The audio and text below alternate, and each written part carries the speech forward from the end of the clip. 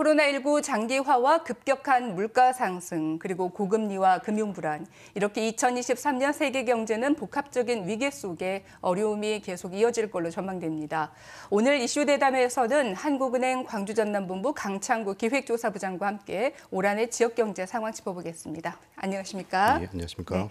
자, 전 국민이 지난해 굉장히 힘든 한 해를 보내셨습니다. 지난해 경제 상황을 먼저 요약을 하고 저희 말씀 나눠보도록 하죠.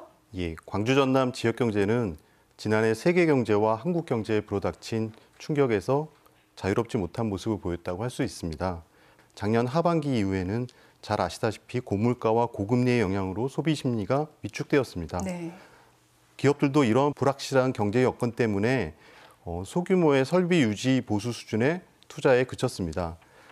또한 부동산 경기 악화의 영향으로 민간의 건설 투자도 약세를 보이는 등 전반적으로 부정적인 영향을 미쳤다고 할 수 있습니다. 네, 경제가 조금 나아진 상황에서 새해를 맞이했으면 참 좋았을 텐데 저희 바람만큼 그러지는 못했습니다. 경제 불황이라는 상황 속에서 저희가 새로운 해를 맞았는데 올해 국내외 경제 여건은 어떻게 전망하십니까? 예, 대외 경제 여건을 보면 올해도 역시 좋지 않을 전망입니다. 먼저 미국의 통화정책 불확실성이 크다는 점을 들 수 있겠는데요. 팬데믹 대응 과정에서 지속되어 온 완화적인 통화정책과 그리고 공급 병목, 러시아 우크라이나의 전쟁 등으로 물가 오름세가 크게 확대된 데 대응하여 미 연준이 금리를 가파르게 인상하였습니다. 이 같은 연준의 긴축 기조는 올해도 이어질 것으로 전망됩니다. 그러니까 이 같은 해외 여건 악화는 우리 경제에 수출과 투자에 부정적인 영향을 주게 됩니다. 네. 특히 지역 주력 산업에서는요, 생산과 수출이 부진할 수밖에 없는 현실인데요. 또한 고금리 상황이 지속됨에 따라서 기업의 신규 투자 감소와 민간 소비 둔화도 이어질 것으로 보입니다. 다만 시기별로 보면요, 올해 상반기에는 잠재 성장률을 밑도는 낮은 성장세를 보이다가 하반기부터는 IT 제품을 중심으로 글로벌 경기가 점차 개선되면서 부진이 다소 완화될 것으로 그렇게 전망합니다. 네, 중요한 것이 일단 해외 여건도 있고 또 금리가 상당한 변수가 될 것이라고 예상이 되고 있는데 지난해 기준금리가 1%에서 시작해서 3.25%까지 굉장히 빠르게 올랐습니다. 그래서 이제 지역 경제도 휘청일 수밖에 없는 상황인데 어떻게 보고 계십니까? 우리나라의 소비자 물가 상승률을 보면요, 작년 초에는 3%에서 시작했는데 6.3%까지 가파르게 오르다가 최근에는 5% 수준을 유지하고 있습니다. 광주와 전남 지역 물가를 보니까 전국과 비슷한 흐름을 보였는데요. 작년도 연간의 물가 상승률이 광주는 5.1%고 전남은 5.7%였습니다. 이 수치는 과거 IMF 외환위기 때 이후 가장 높았던 물가 상승률입니다.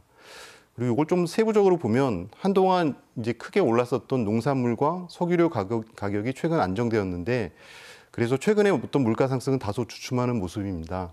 하지만 식료품과 에너지를 제외한 근원 물가가 지속적으로 오르고 있다는 점과 그다음에 올해 예정된 대중교통 요금과 전기, 가스 요금 등의 공공요금 인상이 당분간 이 고물가 현상이 지속될 것으로 이렇게 보입니다.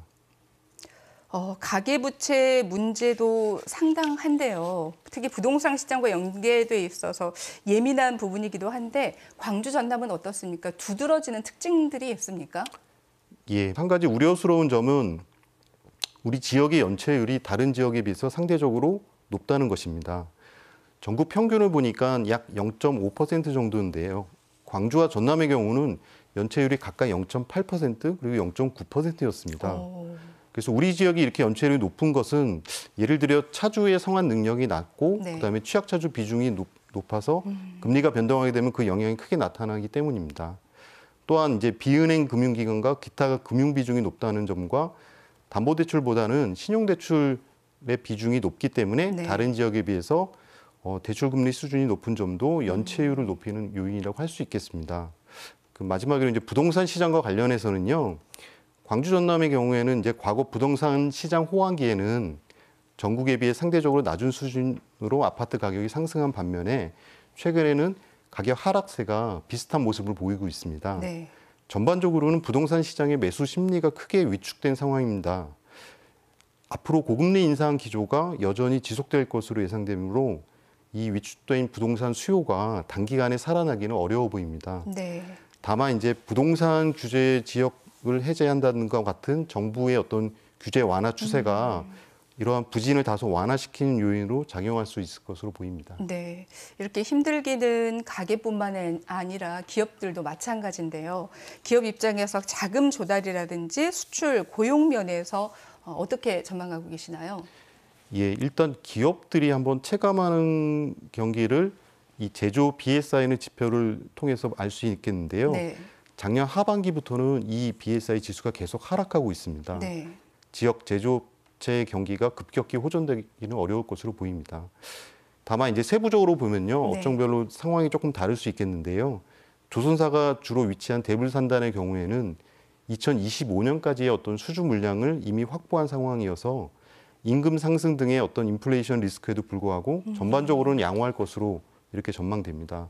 하지만 이제 석유화학 기업이 주로 위치한 여수산단의 경우에는 글로벌 수요 감소 영향으로 업황이 상당히 부진할 것으로 이렇게 예상합니다. 네. 이렇게 다양한 말씀을 나누다 보니까 올해도 참 만만치 않겠다, 상당히 힘들겠다 그런 생각이 드는데 그럼에도 불구하고 경제 회복에 대한 희망을 좀 가져볼 수 있는 그런 부분은 없을까요? 예, 이론적으로 보면 경기는 항상 순환한다고도 합니다. 그리고 과거부터 경제 위기는 항상 있었고 매번 우리가 이제 그 경제 위기를 이겨낸 경험이 있습니다. 네. 저희 한국은행 광주 전남본부에서도 이러한 어려운 지역 경제 사정을 앞으로 면밀히 살피고 또한 중소기업에 대한 효율적인 금융 지원 등 지역 경제 활성화를 위해 여러 방면으로 노력해 나가겠습니다. 네. 자, 올 한 해에도 어려움을 잘 극복하고 이제 하반기에는 경제 한파가 아니라 훈풍이 좀 불어온다라는 소식이 들렸으면 좋겠습니다. 오늘 말씀 고맙습니다. 예, 감사합니다.